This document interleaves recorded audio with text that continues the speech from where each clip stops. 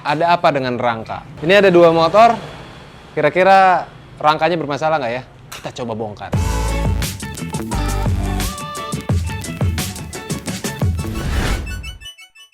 Halo teman-teman, ketemu lagi dengan gue Arindra dari Street Art Custom dan juga Art and Speed. Nah, sekarang lagi viral mengenai rangka yang bisa di folding atau rangka yang terlipat gitu kan.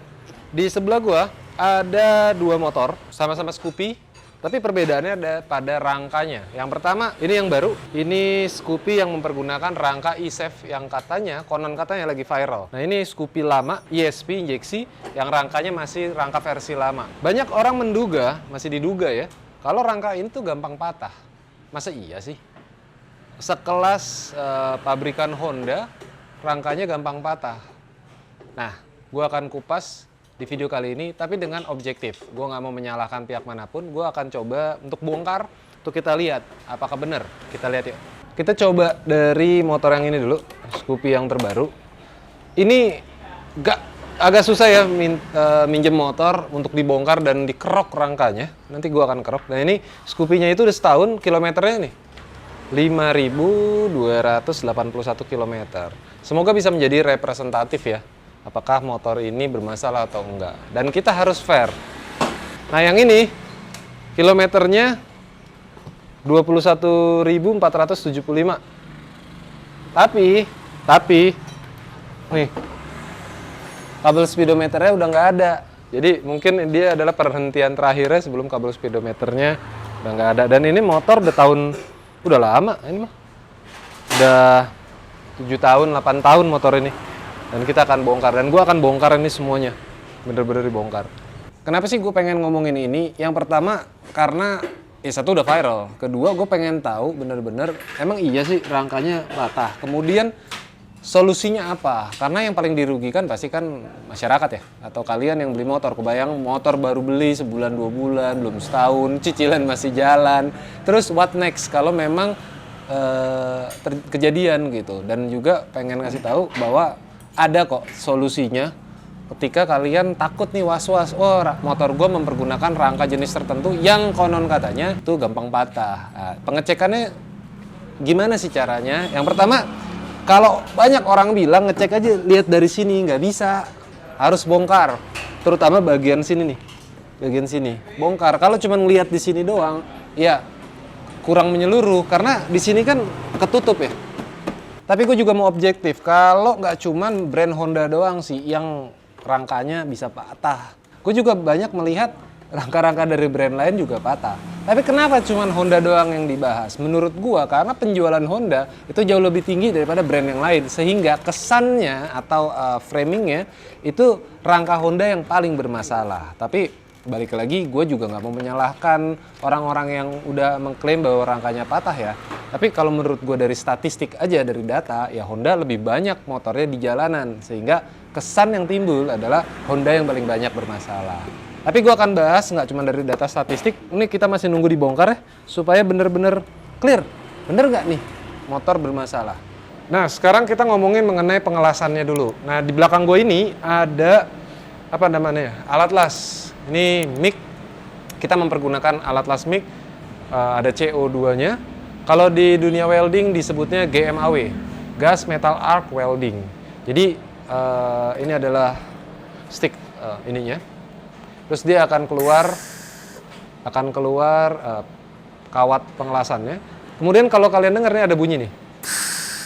Nah itu ada udara CO yang keluar dari sini untuk menghindari terjadinya oksidasi ketika pengelasan. Karena oksigen itu mempengaruhi pada saat pengelasan. Nah, di sini kalau kamera bisa ngelihat banget nggak ya kira-kira nih?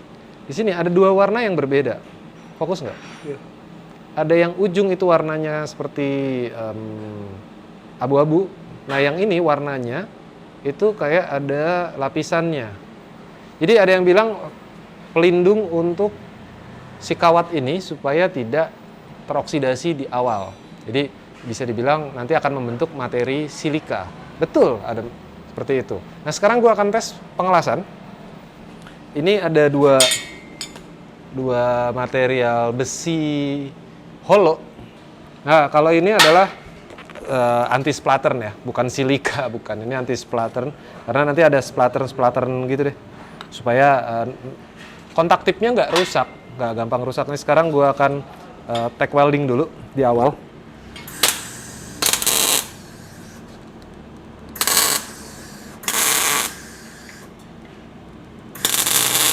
Sekarang gue akan mencoba pengelasan di bagian sini. Ini adalah T-joint.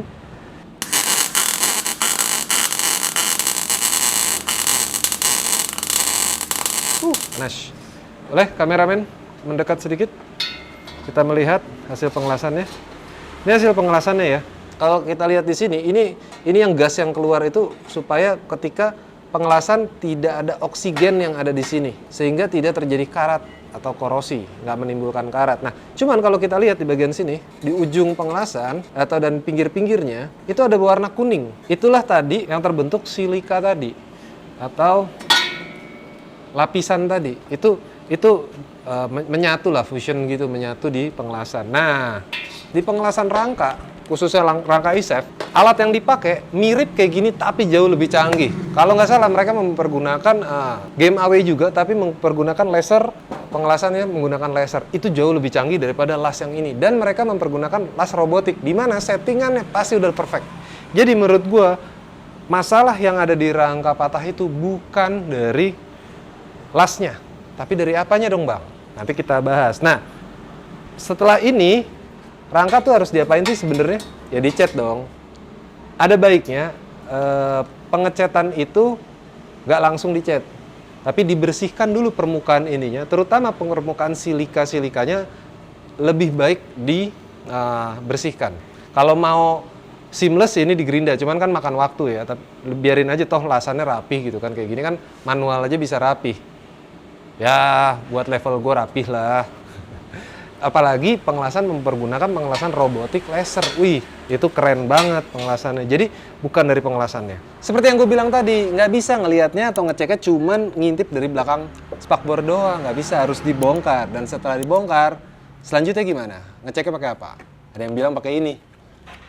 Ya enggak dong, enggak aja. Yang ini udah dibongkar, yang ini juga lagi dibongkar. Supaya kita fair ngebahas apakah gara-gara rangka ini doang, tipe rangka ini doang yang bermasalah. Kan nggak fair. Jadi kita tunggu yang itu terbongkar, baru setelah itu kita bahas. Nah ini Scoopy yang udah dibuka juga bodinya, yang non rangka ESAF. Di sini bisa kita lihat juga kotor ya, tahu. Namanya juga dipakai. Tapi memang ya ada karat-karat juga sih tuh. Jadi sebenarnya sama aja. Bahkan dia ini pipa ke sini, terus ada kuda-kudanya juga, terus ada pengelasan di sini ke subframe-nya. Ini buat pegangan ke subframe, pegangan ke mesin. Jadi buat gua permasalahannya itu bukan dari model rangka atau pengelasan sih menurut gua. Tapi dari kenapa nggak pakai anti karat aja gitu. Oke, ini rangkanya udah kebuka bodinya, udah kebuka semua, rangkanya udah kelihatan. Memang ada beberapa titik yang suspek, warna kuning-kuning. Kalau kata klaimnya dari Honda itu adalah silika. Nah, di sini bisa teman-teman lihat di sini ada warna kuning-kuning juga ya. Dan yang banyak viral tuh di bagian sini sebenarnya yang bermasalah. Tapi di sini juga nih di bagian sini gue juga lihat ada kuning-kuning. Nih ya, ada kuning-kuning. Kita cek, nggak cuma pengecekan secara visual, tapi habis ini gue pakai soda api. Dan kita harus fair, kalau memang nggak keropos ya udah nggak keropos. Kita kerok, biar kita lihat rangkanya. Nah ini udah kita soda api, udah disikat juga. Kita lihat di sini yang memang nggak ada keroposnya, bahwa betul ada karat. Nih, cuman secara kebetulan nggak ada keropos. Nggak bisa menjadi patokan juga ini. Ini motor baru 5.000 kilo, gue agak susah mendapatkan motor orang yang mau dieksperimen, dibongkar seperti ini. Tapi betul kalau kita ngebahas mengenai pengelasannya, ini pengelasan gue tadi sama ya pengelasannya ya. Itu betul bahwa ada kuning-kuning yang memang silikon.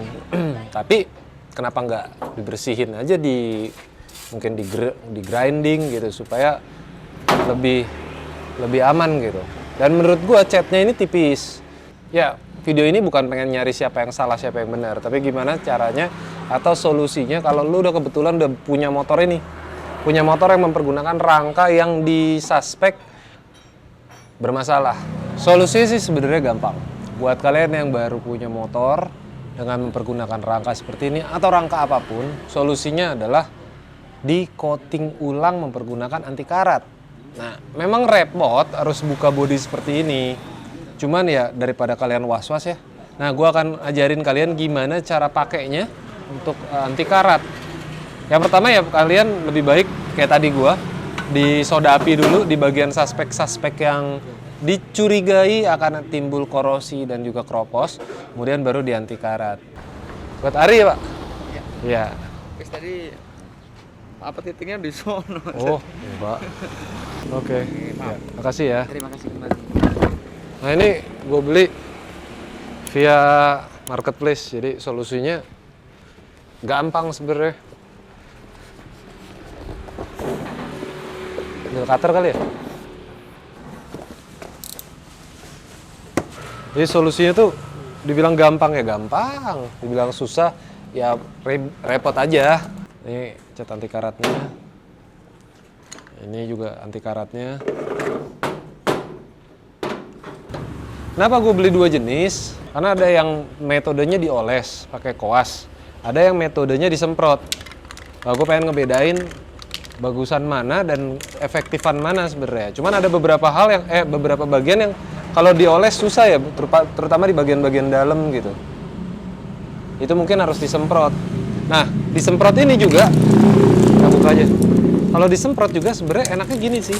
Ini kan ada lubang-lubang ya. Ada lubang-lubang nih. Nih, siapa tahu kan ada karat gitu. Kita bisa masukin pipet ini ke lubang gitu. Nah, bisa disemprot gitu. Jadi menghindari korosi di bagian dalam rangka kayaknya juga perlu sih. Yuk kita tes yang mana dulu nih? Yang dipakai kuas dulu kali ya. Dia kan kental ya. Kita masukin dulu ke wadah. Tuh. Iya. Oh, segitu aja dulu. Karena kan jangan terlalu banyak juga. Gila pakai tangan lagi. Kan susah hilang loh. Nah, habis itu kita campur thinner. Kalau yang kaleng kayaknya agak repotnya di situ ya. Kudu nyampur dulu. Kalau yang ini tinggal semprot. Cuman kayaknya sih lebih kuat yang kaleng sih kalau menurut gue. Yuk lihat aja tadi kental banget. Tapi gue inget sih zaman dulu bokap gue gitu ya baru beli mobil gitu. Nggak langsung dipakai tapi langsung masukin ke anti karat gitu. Tapi kalau sekarang udah jarang gue ngedenger kayak gitu. Nah, ada baiknya juga kita beli motor juga kasih perlindungan kayak gitu sih. Ini kebetulan gue pakainya merek apa nih? Diton Flincote 009. Special anti rust. Nah, kalau yang semprotannya ini Diton Flincote juga, special anti karat, undercoat. Sebelum gue ngecat anti karat, tadi gue belum bahas mengenai ketebalan. Gue nggak bisa ngetes semua ketebalan ini karena kalau ngetes semua berarti kan harus digerinda ya. Cuman di sini bagian sini nih, kebetulan ada yang bisa diukur ketebalannya, kurang lebih ya.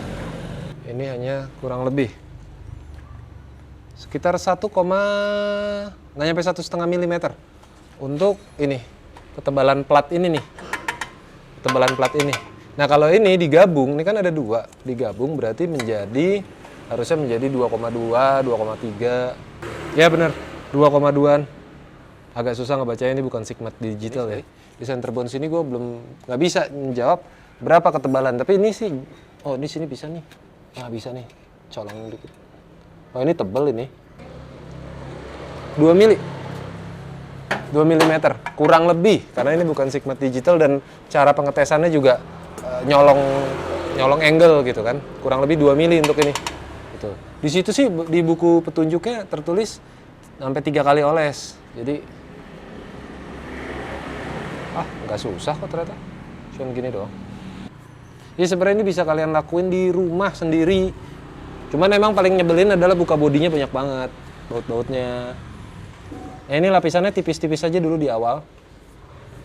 Aplikasikan sebanyak 3 lapis secara menyilang untuk hasil yang sempurna. Nah, sekarang kita tes yang ini, yang spray. Kita tes di bagian sini yang spray. Ya, nggak usah pakai ininya. Kita tes.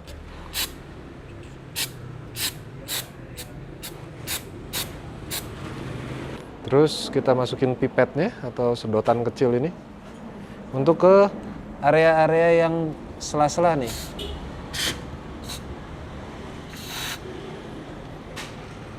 Nih yang kayak gini nih. Nih, kita masukin aja semprot. Nah, kalau buat gua kesimpulannya ada. Yang pertama, buat konsumen atau pemilik motor-motor yang diduga rangkanya bermasalah, nggak usah terlalu panik berlebihan. Langkah pertama adalah melakukan pengecekan. Bisa melakukan pengecekan sendiri, ke bengkel terpercaya, dan ke mana aja lah, sama temen kayak dibongkar, dilihat. Mengikuti metode yang udah gue bikin tadi, dikerok, dilihat apakah bener keropos atau enggak. Kalau cuman ada karat-karat sedikit di pinggir, itu bisa hilang. Cat anti karat yang fungsinya ya buat melindungi sasis motor kita dari karat. Kalau nggak kita yang ngelindungin, siapa lagi? Kedua ya maintenance lah. Nah, kesimpulan yang kedua adalah produsen. Buat produsen juga harus ngasih solusi yang konkret kepada customer. Jangan sampai customer seolah-olah dipermainkan atau diberikan informasi yang misinformation. Kasih solusi-solusi yang kreatif, konkret, apa yang harus dilakukan, pengecekannya seperti apa, dan segala macam. Dan kalau memang ada masalah, ya nggak usah malu untuk mengakui ada masalah. Karena kadang-kadang kejujuran itu jauh lebih dibutuhkan oleh masyarakat. Kan nggak ada hal yang sempurna di dunia ini ya. Pasti ada aja masalahnya. Nggak ada salahnya juga mengakui produknya ada sedikit bermasalah. Kemudian memberikan solusinya. Itu sih dari gua. Ini gua masih sambil tunggu kering. Itu aja. Dukung terus modifikasi di Indonesia. Jangan pernah buang sampah sembarangan. Jauhi narkoba serta pornografi. Dan jangan pernah duduk di toilet jongkok. Gua Hendra Perkasa. Bye-bye.